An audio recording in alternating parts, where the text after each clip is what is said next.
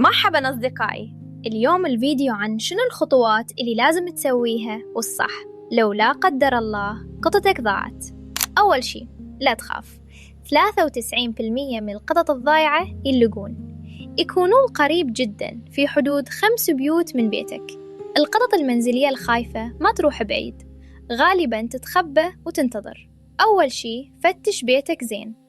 القطط تتخبى في أماكن ما تخطر على بالك، داخل الدواليب، ورا الثلاجة، في الكراتين، حتى داخل الشنط.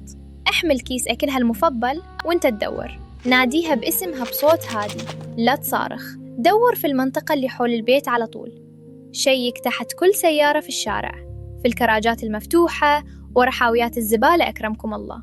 أحسن وقت للبحث الفجر أو بالليل، لما يكون الشارع هادي والقطاوة أكثر نشاط. حط صندوق رملها المستعمل برا الباب، الريحة المالوفة تساعدها تعرف طريق البيت. حط صحون تونة أو دجاج في كذا مكان حول البيت، الريحة القوية تجذبها من بعيد. لو عندك كاميرا استخدمها عشان تراقب الأماكن اللي حطيت فيها الأكل. انشر على طول في السوشيال ميديا، خاصة جروبات الحي والمنطقة على الواتساب والفيسبوك. اطبع إعلانات ملونة فيها صورة واضحة ورقم جوالك، ووزعها على المحلات. لو شفتها لا تركض وراها، بتخاف وتهرب. اقعد واستناها تجيك لوحدها، بس تشم ريحتك أو استخدم التريت اللي تحبه. استمر في البحث في نفس الأماكن كل يوم، القطاوة ممكن تطلع بعد أيام.